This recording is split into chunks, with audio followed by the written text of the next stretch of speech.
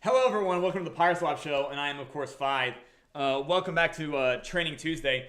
We're going to have a very quick episode today as well, just because the fact of the matter is right now what everybody wants from this show is really quick tidbits and then for us to get back to work and finish learnpyreswap.com. I'll tell you this, the journey of learnpyreswap.com has a very, it reminds me of the pre-Genesis hit list from last year. And a lot of it just involves me doing technical writing, but I'm not doing technical writing. I'm doing storytelling writing, which is, again, arguably new territory for me. I've done more technical writing before I did but anyways, the point being is working that continues. Yeah. Can you guys hear me in general chat? And I want you guys to understand, you guys are talking about the AVAC side and the BSC side. I want you guys to understand something that, in general, I've noticed with the way projects launch on Web3. Can you guys actually hear me at all? Yeah. Anyways, I've noticed that when projects launch, they focus on one chain. Does that make sense? And it didn't really like occur to me why, but it's all about the fact that when you're doing marketing, you're kind of like driving people towards one possible objective. Does that make sense? Like your marketing campaign is really like an A, B, C, D like type of procession. Like you're trying to like drive people through a conduit. So the fact of the matter is that learnpyreswap.com, we're actually driving people to a conduit all the way to Phantom. For AVAX and BSC, I don't know if you guys can tell from the market caps, but Phantom by itself is 4 times the size, right? AVAX is about 1/6, BSC is about 1/6, Phantom is about 2/3. Do you guys understand? You can go look at the market caps right now. It's basically that, okay? AVAX is a 1/6, BSC is a 1/6, Phantom is 2/3. So the point being is, it makes more sense for us to continue building community and function on the Phantom side. One, because I want to keep the Phantom alive. I would love for the story of this to be that, hey, by the way, we actually set off a marketing nuclear bomb and it caused more people to show up on a Phantom Opera than people leaving it for other things. Make sense? Is it possible? You bet it's possible. Yeah, don't doubt that for a second. In crypto, anything's possible. And arguably, I really think I've just read more marketing books in the last 4 months than anybody working against me on this. Let's put it that way. But anyways, yeah.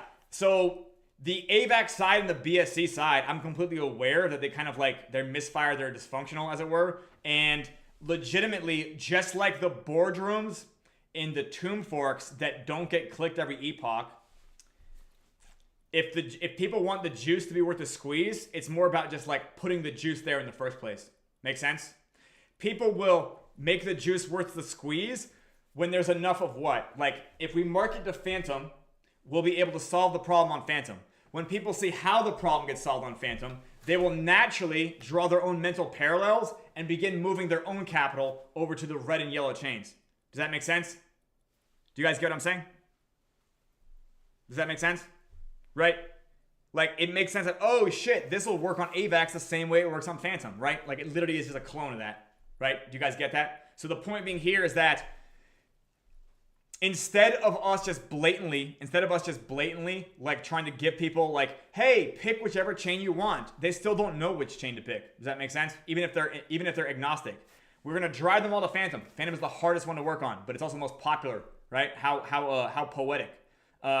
It's also the one that has the best storyline right now. So I think that's also useful. And as the proof of concept happens on Phantom, people will naturally, do you get what I'm saying? They will naturally, move over for new opportunities on red and yellow chain. Make sense? We can get every single concept that we have to market here, like you can in fact explain the incentives to do everything as long as you can explain, how do I describe this? There is an incentive to deploy liquidity without a farm. But if people don't understand the concepts behind doing that, they're not going to do that. If they don't understand how to calculate what's in it for them, they're not going to do it. Make sense? So whether that's through the process of a leaderboard or through a dashboard that adequately, or at least semi-adequately predicts like the amount of yield from fees or something else completely, like solving any problem, whether it's TVL or volume, like I now err completely to the fact that what people need is concepts explained to them in a format that allows for their brains to absorb those concepts. Do you guys understand what the fuck I'm saying? Or am I now techno-babbling about storytelling? And it's okay if I am. Anyways, I've been thinking a lot about fundamental analysis. Would you guys believe me if I told you that I've been thinking about fundamental analysis? Right? And what I realize is that this being presented to me thank you, Dr. Mac, at the end of November, and like coming to the conclusion that this is the way to go about it, I realized that my whole job in fucking Web3 is about building the school of fundamental analysis. Do you guys understand what I'm saying?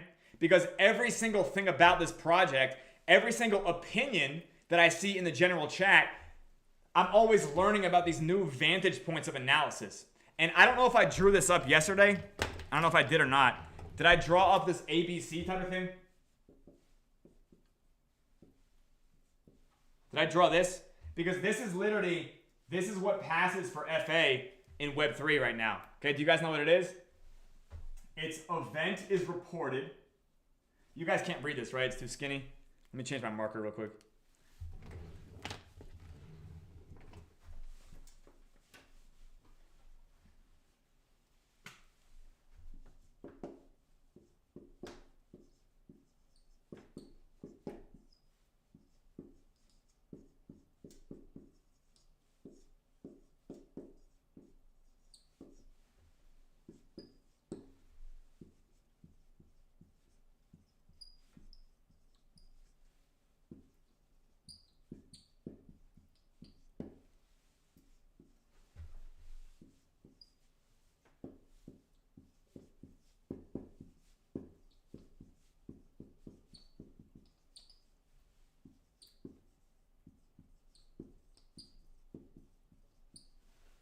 Okay.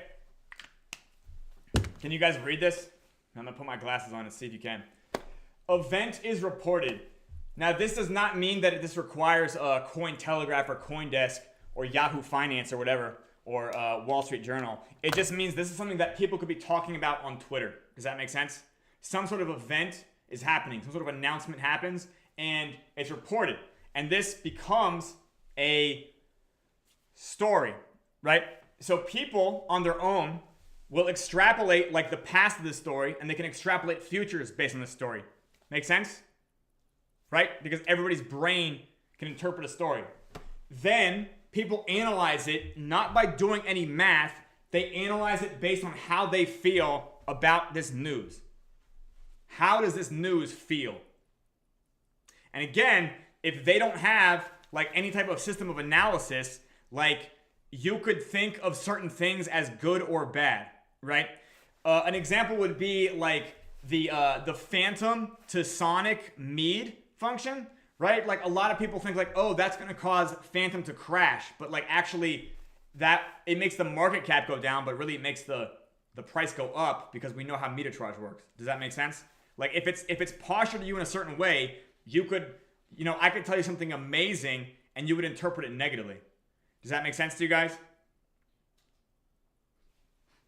Yeah, phantom getting burned, right. Oh, by the way, and that was why we had to turn decay off, because decay just sounds like death, right? Like it's like, oh, I don't understand it, but I know that word is not like a word that means prosperity, right? It means like, oh, hey, like dying plant matter, you know what I mean? Like a corpse, right? So it just doesn't sound right.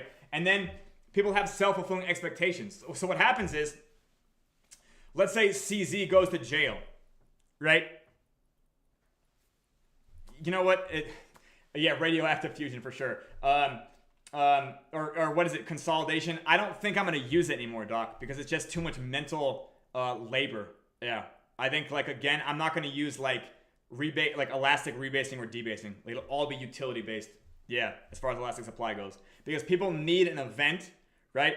And like the event is part of a story, right? So it's like, if people know about a print being an event, right, then they know that I get more of this, right?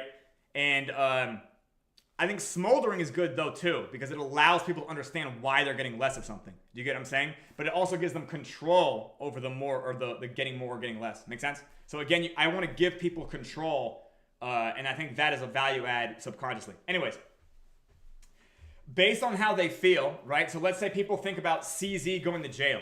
Do you guys remember CZ? I think he's still around, right? Everybody knows who. I can never remember his actual name. Yeah, he's out now. Exactly. He's out now. Right. But the point being is that when he went to jail, right? He went to jail for like fluffing his volume. Yeah, Chengpeng Zhao. That sounds about right. Or Zhao. I know enough Chinese names or whatever, or I guess he's Canadian or whatever. But the point being is, it's like I just never think I'm gonna get it right. Anyways, CZ of Binance, people, he goes to jail, but like nothing actually bad happened to any of the projects. Does that make sense? It was more like he had to go to jail because he was fluffing his volume. Do you know what I mean? And then if you think about every meme coin right now, they're all doing what CZ went to jail for. Jabri, again, SBF was literally taking, investor funds and appropriating it. I have no really idea. I can't tell if Exit Now is posting something with respect to that. Well, yeah, I don't think he knew what the fuck he was doing. Well, I don't think Exit Now is listening to the PYRESWAP show, so I'm just gonna fucking I don't know. Yeah, thanks to whoever kicked that guy and banned him. Okay, anyways, the point being is, CZ goes to jail. It's an event and it's a story, right? Is he gonna go to jail forever, right? Did he actually do something wrong, right? Everybody like lines their bias up with their expectations. They pick an emotion and they have a self-fulfilling expectation, right? So it's like, hey, CZ went to jail. There's no way that's gonna cause a good emotion. Would you guys agree? Right, unless they're gonna go and like rally for his cause, right? But CZ's not that type of leader, is he? Right? There isn't like a cult following around CZ, right? Right, Jabri, but they wouldn't if they hated Binance, they wouldn't fucking rally the price of BNB, would they? So I don't know if you guys remember this. You can go look at BNB's chart and then line it up with when CZ went to jail, and BNB took a hit. That was like earlier in 2024 or 2023. I don't even remember, right? And he also had to like change being CEO from one of the companies or something, right? Good or bad emotion and then self-fulfilling expectations. So people trade based on the expectation, right? People trade based on the expectation, right? Like, oh shit, CZ's in jail. I'm gonna go sell BNB. And then people later on, they look at BNB and they're like, why did it crash? Like, oh, it crashed because CZ went to jail. And this right here is a shortcut because it didn't crash from CZ going to jail.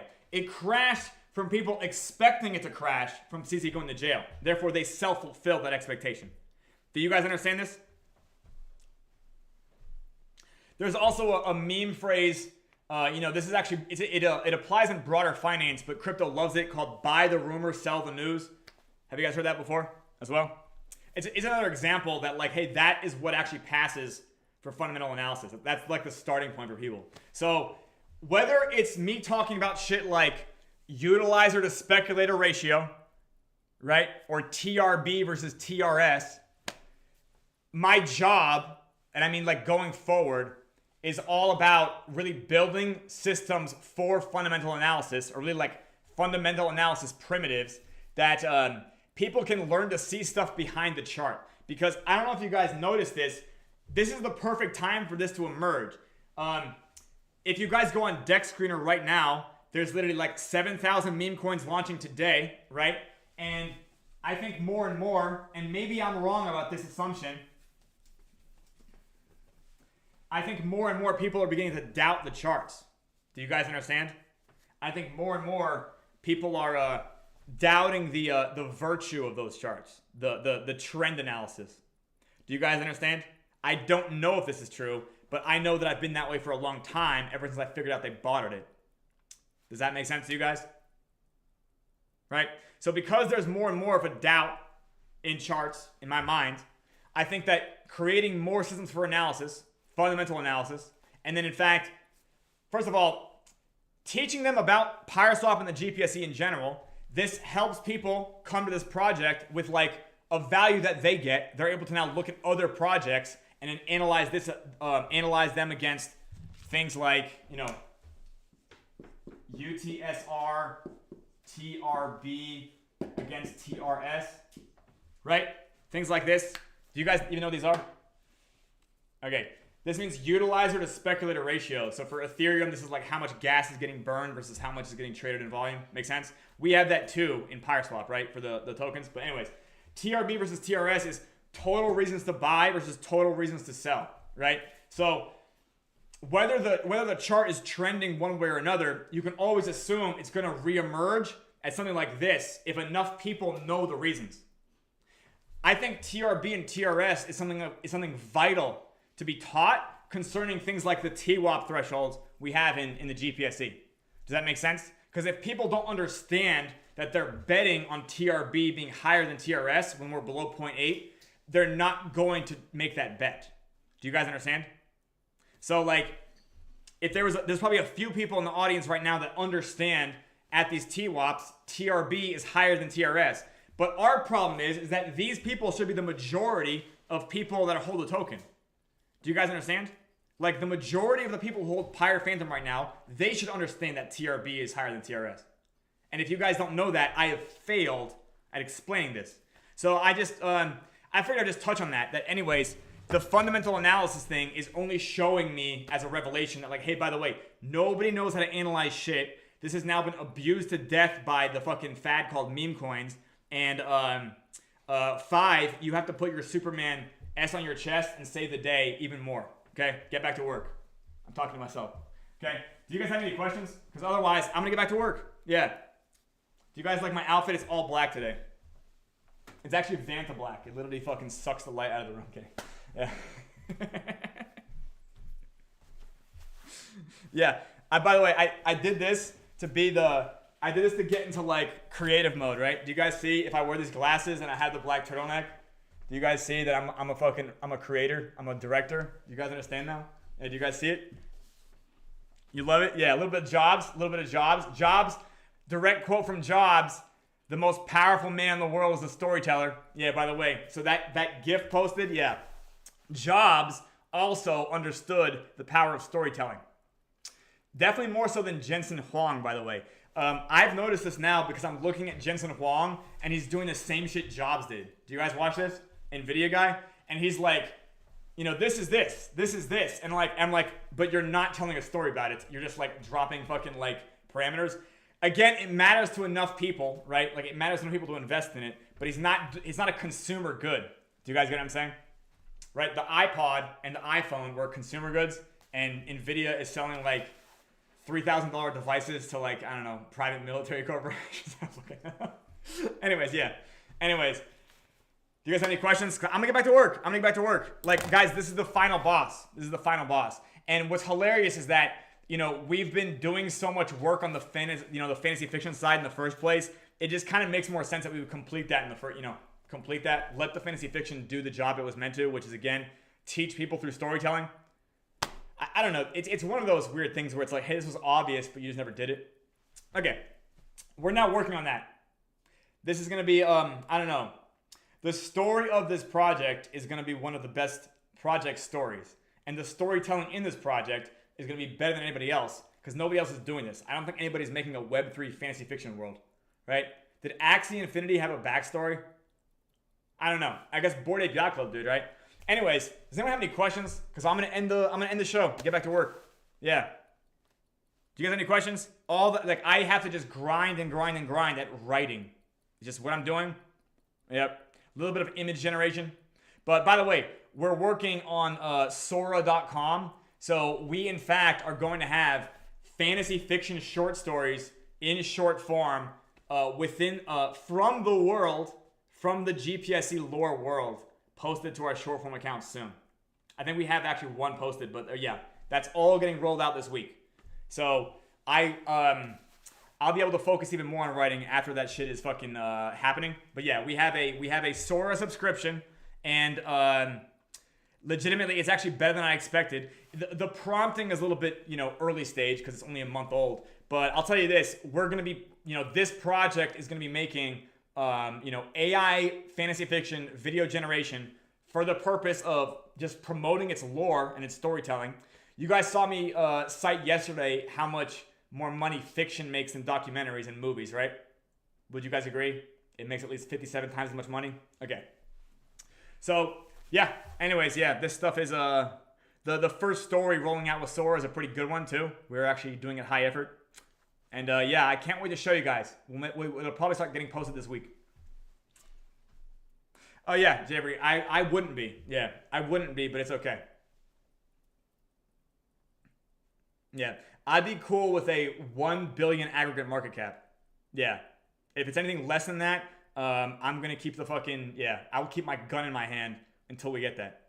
Yeah. Jeffrey, it's this product is designed for that. It's not designed to be small. Like it actually just, it's like, yeah. Yeah, like that's what this is for. I wouldn't fucking acquire all these fucking projects, right? Up to 9 Tomb Forks, right? Or more if we add more chains, right? When we add more chains. Okay, guys. No more questions? Okay. I don't know. Feel good, okay? This project can't die. You already know that.